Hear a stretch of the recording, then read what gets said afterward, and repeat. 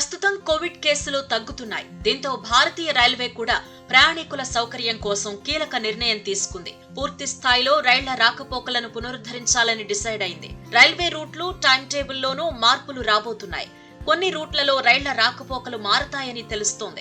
నిజానికి కరోనా తరువాత రైళ్ల రాకపోకలు చాలా తగ్గిపోయాయి. రైల్వే ఆపరేషన్స్ పై కరోనా గట్టిగానే ప్రభావం చూపించింది. ఇంకా పూర్తి స్థాయిలో రైళ్లు నడవడం లేదు. అయితే కరోనా ఎఫెక్ట్ తగ్గడంతో రైల్వే కీలకమైన నిర్ణయం తీసుకుంది.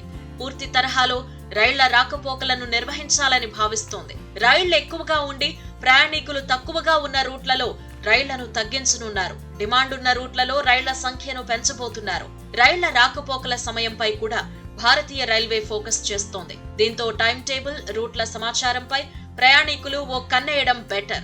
టైమింగ్స్ పై రైల్వే ప్రయాణికులు అలర్ట్ గా ఉండాల్సిందే.